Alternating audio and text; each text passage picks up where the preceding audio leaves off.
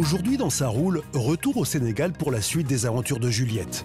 Elle poursuit sa recherche des plus beaux sites du pays pour rouler en 4x4. Vas-y, avance tout doucement, vas-y.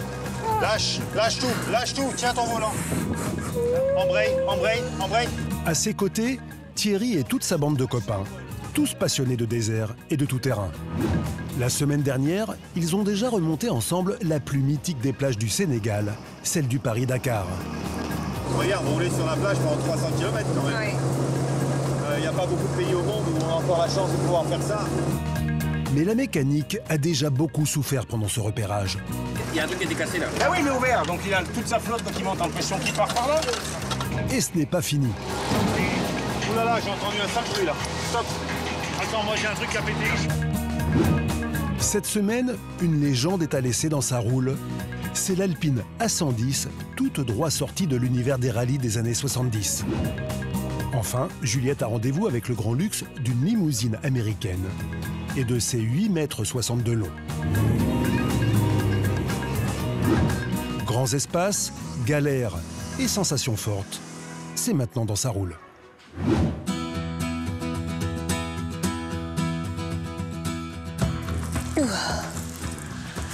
Waouh! Eh ben, alors déjà hier nuit, ça avait l'air impressionnant. Et alors là, à la lumière du jour, waouh! C'est fabuleux. Pourquoi je chuchote? Je sais pas pourquoi je chuchote. Peut-être parce qu'on est ici au milieu de nulle part. Bon, c'est pas tout ça, mais je pense qu'on a perdu un peu de temps hier en désensablant notre camarade là. Donc, à mon avis, le programme d'aujourd'hui est assez chargé. Il faudrait d'ailleurs que je mette la main sur Thierry. Ben voilà. Ben, ça répare déjà. Ça tient pas, hein, la pince qui vaut rien. Il faudrait dénuder un peu plus. Ouais. J'ai pas le couteau, on avait l'opinel. Toute l'équipe s'est levée tôt ce matin pour élucider un mystère, celui des 3 pannes subies par le Land Rover la veille. Et toi? Ouais, impeccable. Alors je vois que vous êtes déjà sur le... Depuis 6 heures. Vous êtes déjà sur le sentier de la guerre. Écoute. Alors, est-ce que ça s'annonce plutôt positivement Oui, là? ça s'annonce positivement. Oui. D'accord. Quel était le problème en fait? Électrique. Écoute, c'était un problème électrique. Ah oui, ben oui, là effectivement. Tu vois? Un peu fondu, quoi. Ça aurait pas C'est un peu fondu? fondu. Regardez ça. Là où le faire une fondue au sucre. D'accord. Et donc ça, c'est quoi exactement pour Ben, c'est ce qui permet, culture, c'est générale. ce qui a arrêté le ventilateur et c'est ce qui a fait que, Que du coup, le moteur a chauffé. ok, Il était plus aéré. On bidouille beaucoup quand on En tout fait cas, ce ici, genre de... quand on est au milieu du désert, il faut bidouiller. Ce sont des bidouilleurs professionnels. D'accord. Pour ce deuxième jour de reconnaissance, Juliette, les bidouilleurs vont devoir faire des prouesses. Car les dunes qui attendent Thierry et son équipe aujourd'hui ont la réputation d'être sans pitié pour la mécanique. À passer sur la dune, ça serait sympa de finir en passant. Passer sur la dune. Ça serait sympa, on peut remonter là-bas derrière. On va zigzaguer un peu là. C'est pas facile derrière. Ce secteur du désert de Lompoul n'a jamais été repéré par Thierry et sa bande. Objectif du jour, trouver un passage au milieu des pièges du désert. Alors concrètement, qu'est-ce que c'est le programme aujourd'hui? On va continuer notre reconnaissance. Donc on va retourner dans les dunes Oui. et rejoindre le bord de mer, encore une nouvelle fois, mais là par des pistes. On est juste dans la lecture du sable, on essaye juste de voir le sable qui est porteur et celui qui est très très mou, en fonction du vent, en fonction de la qualité du sable, en fonction de l'heure de la journée. Alors tu m'avais dit aussi que je monterais avec Eric. Ouais. C'est quoi son rôle à Eric? Alors Eric, c'est monsieur GPS du groupe. D'accord. Et donc c'est avec lui que je vais monter. Et c'est avec je lui que ferai tu un vas collab monter. sur le GPS. Normalement. Alors, il ne faut pas le déconcentrer. Hein. Il est dessus, Non, je ne parlerai il pas, je le promets. calcule, etc. Mais voilà, tu vas monter avec lui. Voilà. T'entends la mécanique là, ça Oui, sent bon. j'entends. Oui, Allez. ça veut dire qu'on va bientôt partir. Ah là, ça sent bon. Ça sent bon. Bon, allez, c'est parti. Dans le pays New Dem. Nidem. Aïe,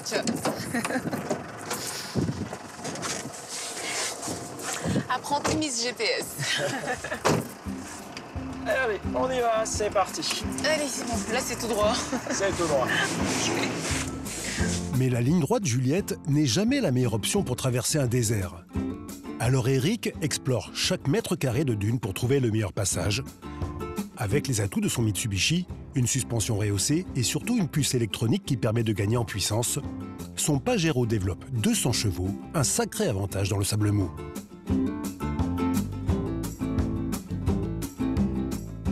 Entre entre midi et 15h, le sable, en fait, par la chaleur, il se ramollit énormément.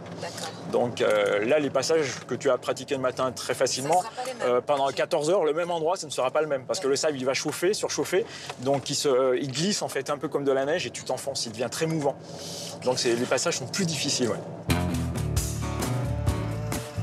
Une fois la trace faite par Eric, le reste du groupe n'a qu'à suivre.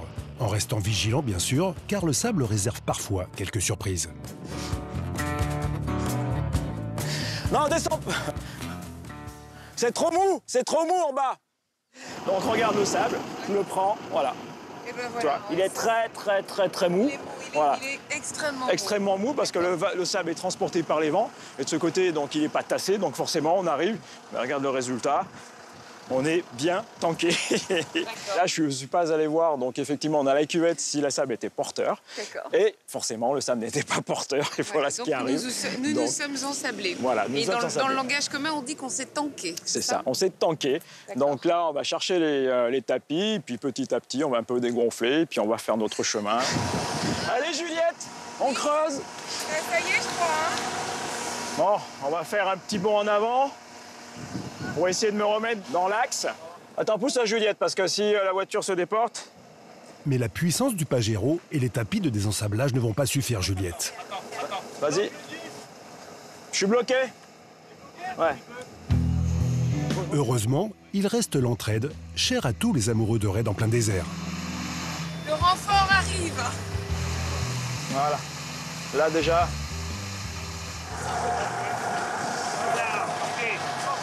Pas plus, parce qu'après c'est mou. Ouais, là. Faut tendre un peu.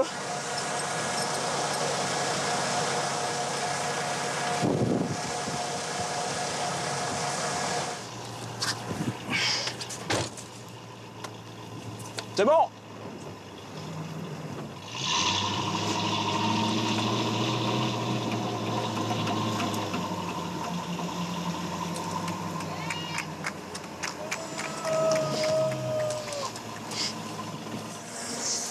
Alors Thierry, je vois que tu as réussi à sortir Eric de la délicate situation dans laquelle il était. Ouais. Il faut savoir une chose, c'est quand tu ouvres une balade comme ça et que tu as 5 voitures derrière toi, les 3 premières peuvent passer, mais elles vont casser le terrain, fait que la 4e et la 5e derrière ne pourront pas passer. Et dans ça, tu fais quoi? Alors moi, j'adapte aussi ma trajectoire par rapport au nombre de voitures que j'aurai derrière moi. Voilà. Donc là, en l'occurrence, on va repartir. Et puis de toute façon, pour que tu te rendes compte vraiment, tes questions sont très pertinentes, et ben, tu vas prendre le volant. D'accord? Et tu vas emmener ces 5 voitures dans le désert. Oh, là, tu me donnes une responsabilité. Non, ça va super bien se passer. Et puis n'oublie pas, elle est fidèle.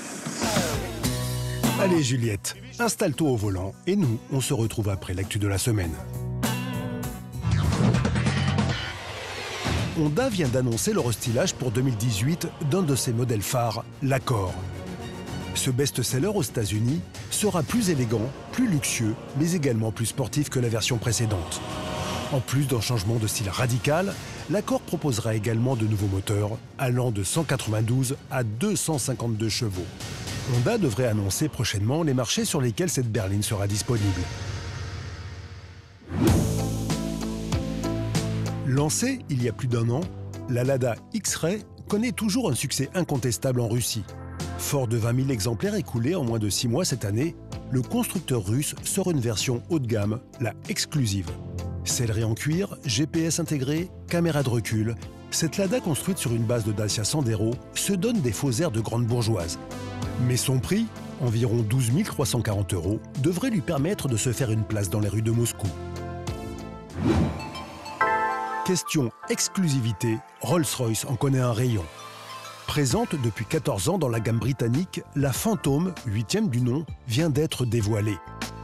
Rolls-Royce a poussé l'hyperluxe à son paroxysme avec une planche de bord entièrement personnalisable par le designer préféré du client afin de créer une œuvre unique à bord.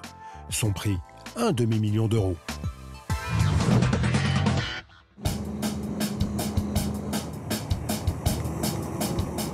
On descend là.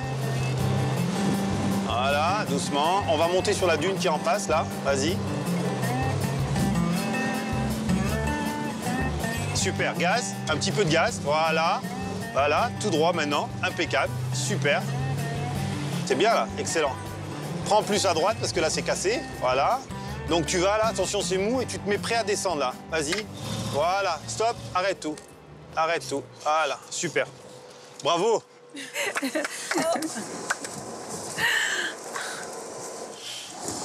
Bon, ben jusque-là, tout va bien.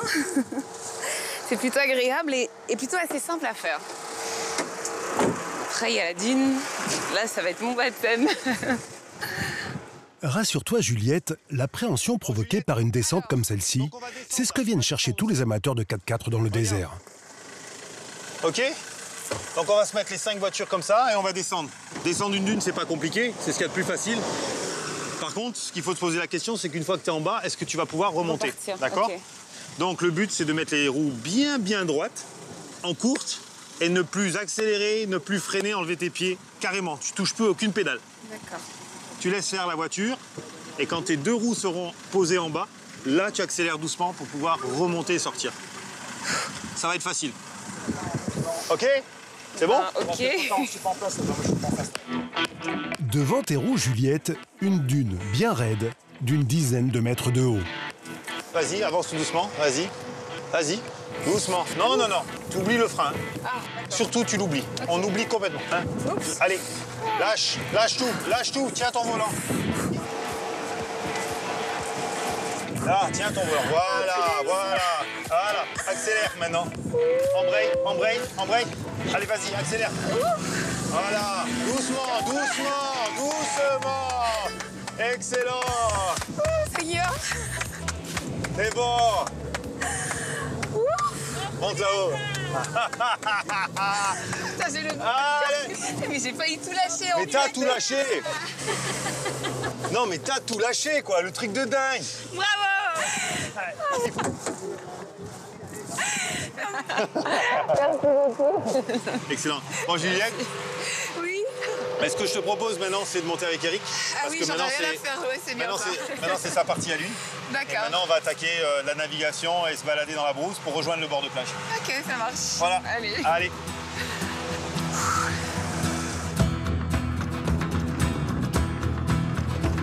Le repérage de nouveaux parcours pour rouler en 4x4 se poursuit pour Thierry et sa bande. Cette fois-ci, fini les dunes et le sable mou. C'est dans un décor de brousse que le convoi part à la recherche de nouvelles pistes inexplorées. Est-ce qu'il arrive que lorsque tu partes en reconnaissance et que tu valides un circuit, au moment où il faut emmener les gens dessus, ça est complètement changé, où il y a des paysans qui ont mis des cultures, ce genre de choses? Oui, c'est très rapidement, ça peut être modifié très rapidement. Et dans des cas comme ça, qu'est-ce qui te sert de repère alors? Mon GPS surtout. Ok, c'est pas des choses sur le terrain, c'est pas des arbres, des maisons. Non, c'est pas possible parce que tout se ressemble quelque part. Donc c'est difficile de prendre un repère visuel et de se dire bon, on est passé par là, oui, je m'en souviens ou pas. Donc c'est vrai que c'est un peu plus compliqué. En tête, toujours Eric. C'est lui qui a préparé ce circuit en pleine brousse. Sans lui, impossible de s'orienter dans ce dédale de traces et de pistes abandonnées. Tu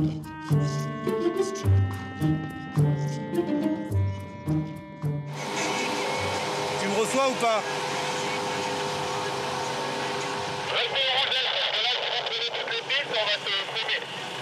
On s'est mis sur un point haut pour que tu nous vois là. Eric est allé trop vite, Marc n'a pas trop regardé dans son rétroviseur, donc du coup ils ont devancé. Donc là on est quand même nombreux, donc il y a un écart qui se creuse et comme il y a plein de pistes, à un moment donné tu sais plus où il est parti. Donc là justement l'intérêt de faire ça c'est une reconnaissance pour pouvoir tracer les roadbooks et après chacun a son roadbook. Je viens sur toi, moi je pense savoir où tu es. Je te vois moi. C'est bon, bouge pas Eric, bouge pas, je t'ai vu au fond là-bas, j'arrive.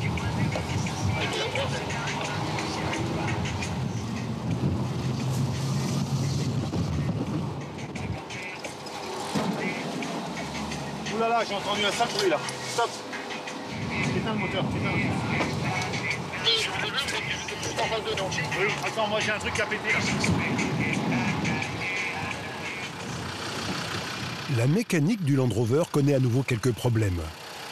Et les traces de liquide laissées sur le sable ne sont pas rassurantes. Écoute, on s'est arrêté 2 minutes là, j'ai une durite qui a lâché, mais c'est rien, on va la remettre. Là, elle est montée dès que j'ai entendu pouf, mais elle a même pas été dans le rouge. Et là, je prends uniquement la vapeur. Il faut pourtant ne pas perdre trop de temps car le retour doit se faire par la plage. L'impératif, passer avant la marée haute. L'équipe va-t-elle arriver à temps? La réponse, juste après l'essai de la semaine, celui de la très légendaire et très française Alpine A110.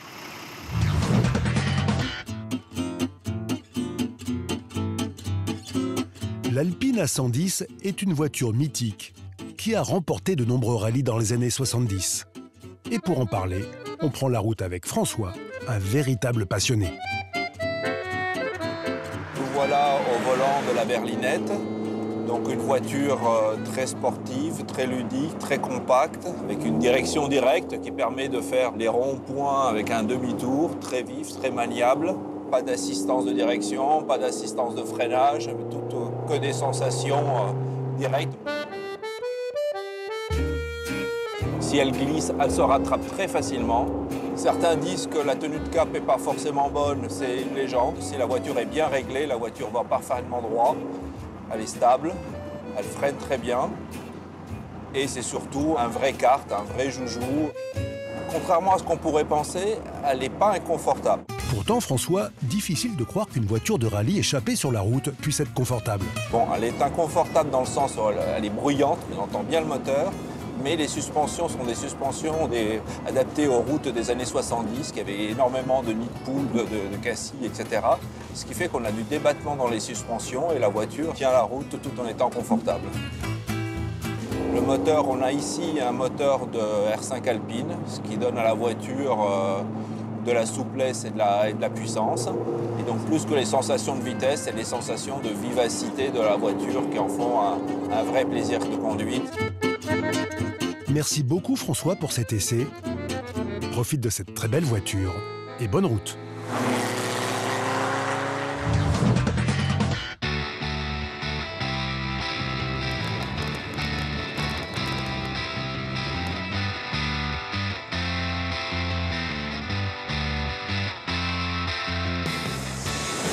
Alors on a terminé presque notre aventure, on est revenu sur la plage de départ et alors pendant tout ce week-end, eh bien, une personne est restée très présente dès qu'on avait besoin d'un avis mécanique ou d'entendre un peu des anecdotes. C'est Alain. Alain, vous l'avez remarqué, moi aussi. J'ai envie de vous le faire découvrir un peu plus et surtout je pense que c'est lui qui pourra me donner les explications que j'attends concernant cette route mythique, cette plage mythique sur laquelle on se trouve. Avec Alain, Juliette, tu vas pouvoir profiter de 2 légendes du désert. Le pilote, bien sûr, mais aussi son véhicule, le Toyota Land Cruiser. Celui-ci est un vieux modèle équipé d'un moteur 6 cylindres, 100 chevaux à peine, mais un couple tout simplement phénoménal, de quoi remplir une fonction bien particulière au sein du groupe. Ton véhicule est un véhicule un peu hors du commun quand on regarde les autres, puisque c'est écrit médical. Ben oui, médical, parce qu'en fait, c'est un véhicule que j'ai transformé en ambulance, sur un cahier des charges équivalent un peu au véhicule de TSO. Ouais. Tu vois, civière. Oui, donc ça, c'est une civière. Oui, c'est une civière. Une civière ici, ça, c'est une petite réserve d'eau. D'accord. Ton compteur. Civière. En cas de casse, on a quand même ce qu'il faut à bord. Wow. On a vraiment ce qu'il faut à bord. S'il y a quoi que ce soit comme incident, on est équipé. Tu vois? Ah bah dis donc, oui, d'accord. Trousse chirurgicale, on a tout ce qu'il faut. Et alors ça, c'est quoi? Ah ben ça, tu vois, on a profité qu'on était au bord de mer sur la plage. Alors, on a fait quelques achats. Voilà. D'accord, tu m'invites? Mais bien sûr, okay, petite grillade ce soir.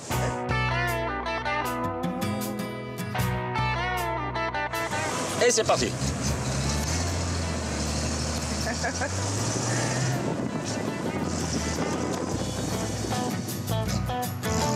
La réputation de cette plage mythique du Sénégal a fait le tour de la planète depuis que le très célèbre Paris-Dakar y a organisé sa toute première arrivée un soir de janvier 1979.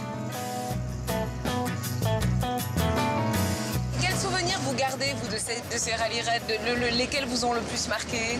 Ah ben moi, je resterai toujours marqué sur le Dakar, la vraie version. Oui. Hein, puisque, si tu veux, l'historique, c'est que j'ai connu un monsieur qui s'appelait Jean-Claude Morlaix, qui est venu en reconnaissance pour Thierry Sabine. Oui. Et c'est moi qui lui ai montré. Donc, si tu veux, le lac Rose, à l'époque, n'était pas ce qu'il est aujourd'hui. Il y avait pas, c'est le lac, personne ne se baignait. Oui. C'était très dur d'avoir l'accès sur le lac Rose. Ok. J'ai montré ça à Thierry Sabine. Et il m'a dit, est-ce que tu voudrais faire le Paris-Dakar? Oui, je veux bien. Il me dit, je te l'offre. Wow. Et donc, je suis parti sur le premier Dakar comme ça. Bon, c'était quand ça? C'était en quelle année? Ah ben c'était en 78, hein, janvier 78. Waouh. Toute cette épopée, la plage, c'est que ça, pour nous, ça reste quelque chose de mythique, quelque chose qui est gravé en nous. Hein.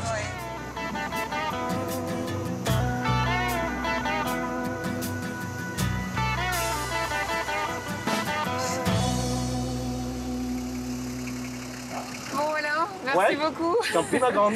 Ça J'ai fait un plaisir pour moi. plein de belles choses. Oui, au plaisir de nous revoir. Ouais, avec autour plaisir. du lac Rose ou sur la plage. Hein. Avec plaisir. Et t'es une vraie encyclopédie des rallye raids. Je t'en prie. Merci. Si. Allez. Bonne continuation. Et bon retour. Merci beaucoup. Ciao. Au revoir. Bye bye. Quant à vous, j'espère que cette sortie dans les dunes de Lompoul et le long de la côte atlantique vous aura fait plaisir. Moi, il ne me reste plus qu'à aller me désensabler. C'est mon tour. Et pour t'aider à retrouver un peu de confort, Juliette, une surprise t'attend à Dakar. C'est juste après les perles du net. On commence avec une petite annonce, oui. Un internaute a décidé de vendre sa voiture, alors on l'aide un peu. Enfin non, il n'a pas besoin de notre aide en fait. Il s'est confectionné lui-même une pub pour son véhicule et visiblement, elle a vécu pas mal d'aventures durant ces 10 dernières années. C'est-à-dire qu'elle a rencontré des dinosaures, elle a tourné dans Mad Max, elle est même allée sur la Lune. Dommage de la vendre en fait.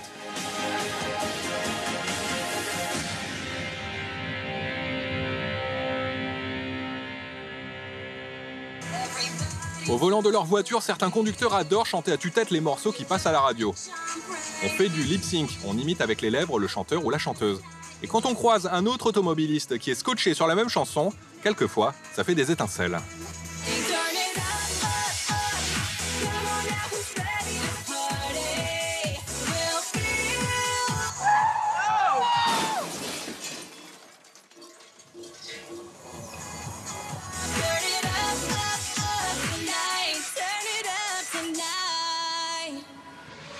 Sur la route, on peut faire des rencontres inattendues. C'est rapide, mais c'était une F1. Voilà, absolument normal. On se la remet tellement c'est passé rapidement. Voilà, un pilote sûrement en retard pour le départ du Grand Prix. À présent, j'ai rendez-vous avec Hassan. Il est chauffeur de véhicules un petit peu spéciaux. Il conduit des limousines et il m'a proposé de le rejoindre pour partir à la découverte de cette voiture un peu particulière. Ton chauffeur pour t'accompagner dans ce véhicule de 8,60 m de long, Juliette, c'est Hassan, 10 ans d'expérience au volant de cette limousine. Waouh, je suis jamais montée dans une limousine de toute ma vie. C'est une première. Ouais, c'est une première. Wow. Je vous en prie. Waouh. Ah ouais, voilà. C'est comme au cinéma. C'est exactement pareil. C'est un très grand salon, comme vous le voyez. Il y a la radio ici. Là, il y a la radio, d'accord. On regarde la télé, regarde des films, de la musique, tout ça. On peut même se remaquiller. Il y a plein de miroirs. Il y a les miroirs, sur le plafond. Ouais. Un petit là, ce sont des lumières. Oui, ce sont les jeux de lumière. D'accord, ok. C'est une mini boîte de nuit, en fait. Oui, c'est ça. Cette Lincoln Town Car de 3e génération a été directement importée des États-Unis vers le Sénégal. C'est probablement la limousine la plus connue au monde. Sous le capot, un V8 de 239 chevaux, indispensable pour tracter les 2 tonnes de ce véhicule réservé aux grandes occasions. Pourquoi est-ce qu'il y a des taches comme ça? Non, c'est des traces de scotch, on dirait. Des scotch, les mariages, on met des fleurs. Ah, d'accord, oui. Parce que c'est une voiture que vous louez aussi pour les mariages, pour les mariages, pour les mariages. Franchement, pour les mariages, ils mettent c'est trop romantique. leur bouquet de fleurs ici, ils mettent de la colle. Eh bien, moi, j'ai hâte de voir comment vous conduisez. D'accord. Allons. D'accord, je vous en prie. Par contre, Juliette, tous les conducteurs ne peuvent pas s'installer au volant de cette voiture aux dimensions exceptionnelles. Et oui, il faut impérativement posséder un permis poids lourd.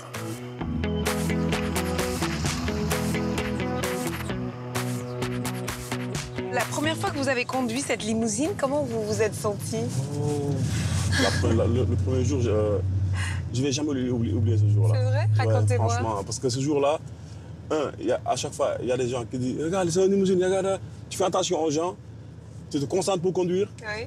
Et vous avez un véhicule vraiment long et c'est la première fois que vous le conduisez ici à Dakar avec l'agglomération. C'est stressant avec l'agglomération, les embouteillages. J'étais hâte d'éteindre la voiture et de descendre, de marcher. Sûr, ouais. Franchement, parce que vraiment, j'étais trop stressant. Et est-ce que c'est plus stressant quand vous avez des passagers qui font la fête, qui boivent, qui écoutent de la musique? Oui. Il y a plus de pression? Oui, il y a plus de pression. Mais bon, à chaque fois qu'ils font la fête derrière, moi, je fais ça. Il y aura moins de bruit. Vous vous isolez pour rester concentré. Il y aura moins de bruit. Et là, je suis tranquille. D'accord.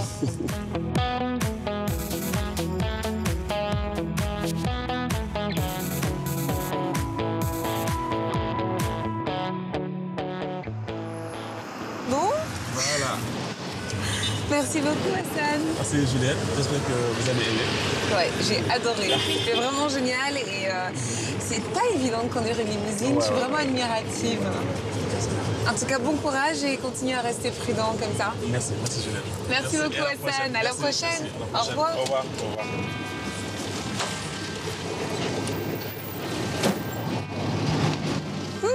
Bon, ça va me faire bizarre, moi, de remonter dans une voiture normale.